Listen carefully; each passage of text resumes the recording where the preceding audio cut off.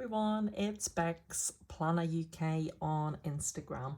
I wanted to film a video to explain why I have so many journals.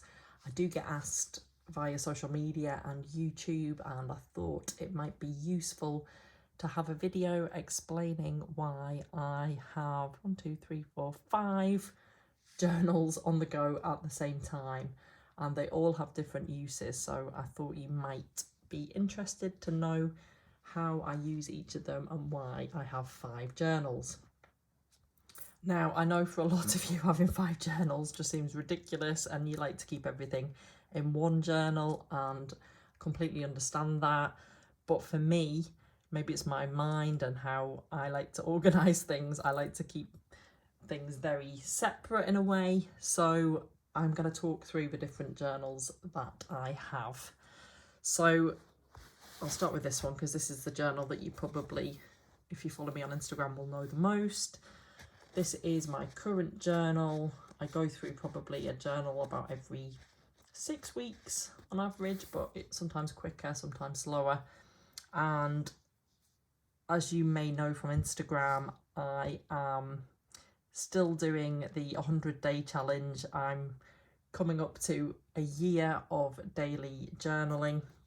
So every day, I almost without fail, there's very few days that I've kind of missed over the past year, I will record the kind of cases and deaths and the main coronavirus news. So it's like a record. It's the journal history hashtag, and that's something that I'm going to keep up at least for the year and possibly beyond that as well, but I'm flexible on that. So yeah, this is what I use this journal for. After I have recorded the coronavirus news, I will then maybe talk about my day in a more diary type style, any random thoughts, etc, etc. So basically it is quite flexible, but it does always start at the moment with the coronavirus news, journal history updates. So, and this obviously, because I do show it on Instagram and on YouTube, I maybe don't write as freely always in here as I would do in another journal. So in here I am very aware that I'm showing it to the world, so I maybe don't get as personal. I'm quite a positive and quite an open person anyway, so I do show things maybe that other people wouldn't show, and I hate kind of seeing journal flip throughs where the whole page is kind of blocked out because they've obviously written private stuff and they've just blocked it out, and I really hate that. So for me, I'd prefer just to be aware that this is shown to the world, and so on the whole it's generally free for everyone to see it.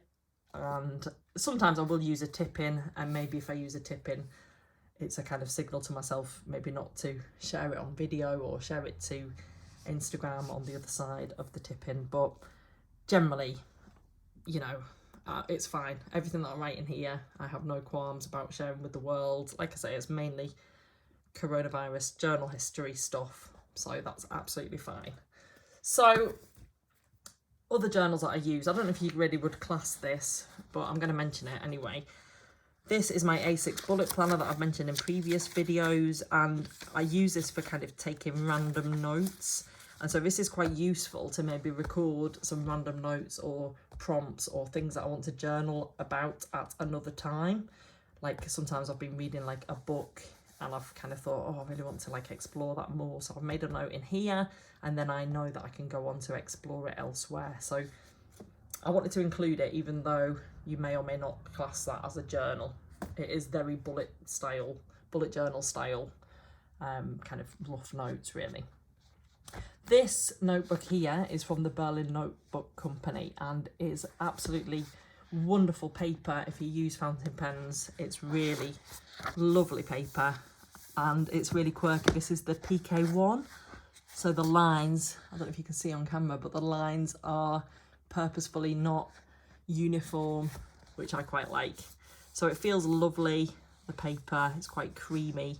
It works beautifully with fountain pens. So this book is literally just me writing in different colour fountain pen ink, and very simple, no decoration, just literally the fountain pen ink and colours like kind of speak for themselves. So I use this journal if I want to write about things, you know, a bit more freely. I don't want to decorate. Quite often I'll use this in bed, like before I go to sleep, or maybe kind of early in the morning, and I just kind of reach for it and kind of write. So I suppose it's a little bit more private and a little bit more free than what you would see in my everyday journal, but and I know that I'm not going to really show the contents of this, and I'll just flick through, but I wouldn't really show this on Instagram or on YouTube, so it is more private. But yeah, like I say, I am quite a positive person, so generally I don't say too many negative things anyway. On the whole, I do try to stay positive, and I think that's the healthiest way to be, isn't it? However, I do have this journal, which is a Moleskine, however you pronounce it, which I really hate the paper. The paper's awful with fountain pens. It is quite satisfying though. This is a scribble by one of my children. It is quite satisfying with biro. So I do actually have some purple biros, and believe it or not, the paper kind of crinkles quite nicely with biro. So anyway, I'm not going to show you this one at all. This is what I call my rant journal and my morning pages journal. So it's literally where I can write anything. I haven't written in this actually since last year, but certainly when, you know, the pandemic and there was lots of worries and things that I needed to kind of get off my chest, this was where those things went. And worries about children and all sorts kind of went in here. So this is what I call my rant journal, but really it's just a space. I suppose this is a negative space. So if I am feeling moany about something, you know, sometimes you just need to get it off your chest, moan, but you know you're being completely ridiculous. So then you can say, stop being ridiculous. At least you've written it down, move on, get positive, get over it, get over yourself, get better. I don't know if that makes any sense to anyone, but so yeah, I've only used, again, I don't want to show any pages, but I don't know, I'm up to about, I think it's about there, so I'm not that far in, but at least I have this, and it's not really something that I would ever go back and read, but I do still want to keep it. I don't think I'd ever burn it or anything, because it is still kind of documenting history and so forth, isn't it?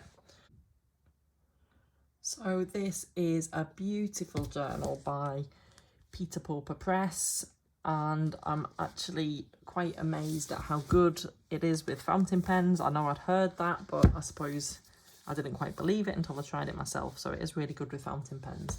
And this journal, I kind of look at it as a being a better me journal. So it's kind of becoming like a better person, a better version of myself. And it's kind of prompt led. So again, very simple. Some of them are quite short entries, some of them are a bit longer. I haven't filled out many pages yet, but it's just literally something you're grateful for from 2020. Introduce yourself. So I was following some different prompts. How do you feel today? Your biggest dream, your vision for next year, and so forth. So this is what this space is for. I have to admit, I was hoping that I would kind of do this prompt and follow this 30-day kind of journal challenge, but as it happened, things changed with work, and obviously we were all forced back into homeschooling, and life got a bit bonkers, so that hasn't really happened. But this is definitely something that I will go back to, and something that I'm really passionate about. I did pick up today on Instagram that Ali Brown, who many of you may know, Ali Brown is the keynote. She was coming over for Planner Fest in August, obviously before it had to be cancelled and postponed. due to the pandemic, and she's absolutely amazing. Check out her stuff if you're into journaling. Check out her videos and her Instagram feed and so forth. But she is actually doing a course which is going to be launched very soon, and it's all about expressive writing. So I've already decided that when I have a bit more time, I will pay for that online course, and hopefully this will maybe be the space that I will use to kind of complete those prompts and so forth. And then hopefully in the future, whenever we can travel again, obviously we can get a new date for Planner Fest, and whether it's at this next one or if it needs a little bit longer for travel, then hopefully Ali will come back and be obviously a speaker at a future edition of Planner Fest. So anyway, there we go, just a quick little update there. So I hope that that was interesting, finding out how I use all these multiple journals.